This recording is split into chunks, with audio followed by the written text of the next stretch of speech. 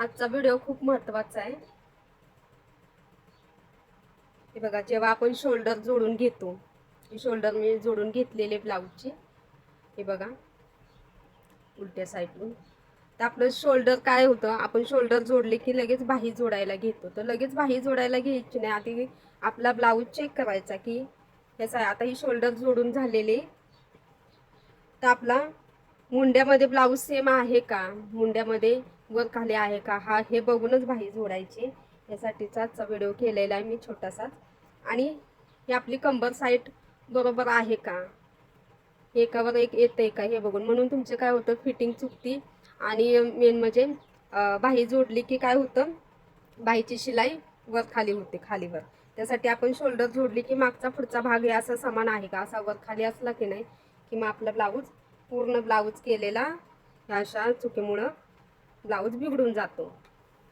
तर हा असा असा शेप हा प्लेन बसला पाहिजे बघा, कुठं फुगा नाही काय नाही, एकदम प्लेन असा व्यवस्थित ब्लाऊज बसला पाहिजे आपल्याला शिवून बाही जोडल्यानंतर। शक्यतो काय ब्लाऊज कधी बिघडतो, बाही जोडल्यानंतरच ब्लाऊज बिघडतात। मग आपण ही दक्षता घेतच नाही।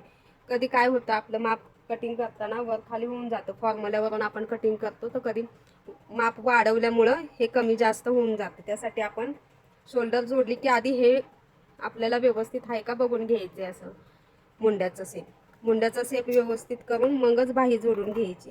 हे बघा, हे दोन्ही सेम भाग झाले पाहिजेत, तेव्हाच तुम्हाला कुठं सुद्धा फुगा येणार नाही, चुनी येणार नाही, ब्लाऊज काकेत अगदी अलगद व्यवस्थित बसणार आहे, काकेमध्ये ब्लाऊज तणणार पण नाही। हे नेहमी लक्षात ठेवा की अशा पद्धतीने आपल्याला ब्लाऊजला शेप द्यायचा आहे।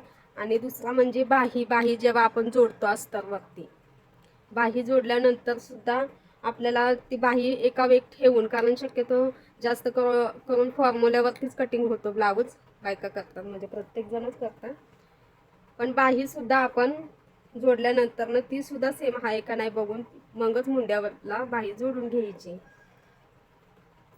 आजचा व्हिडिओ ह्यासाठीच होता, म्हटलं चला आता हे शोल्डर जोडली तर आज माझं जरा इथं हे झालं, म्हणजे मी बाही जोडली की शोल्डर जोडली की कधी शोल्डर हे बघूनच घेते, मुंडा बरोबर आहे का तरच बाही जोडून घेते। पण आज म्हटलं हा प्रॉब्लेम पण तुम्हाला सांगितला पाहिजे, कळला पाहिजे। नवीन शिकणाऱ्यांना काय कधी कधी ब्लाऊज सगळा व्यवस्थित मी शिवला होता, पण माझा ब्लाऊज काय झालं काय माहिती, कसं काय बिघडला, हे प्रश्न पडतात। पण हे आपण लक्ष देत नाही, त्यामुळं आपला ब्लाऊज बिघडतो, बाकी काय नाही।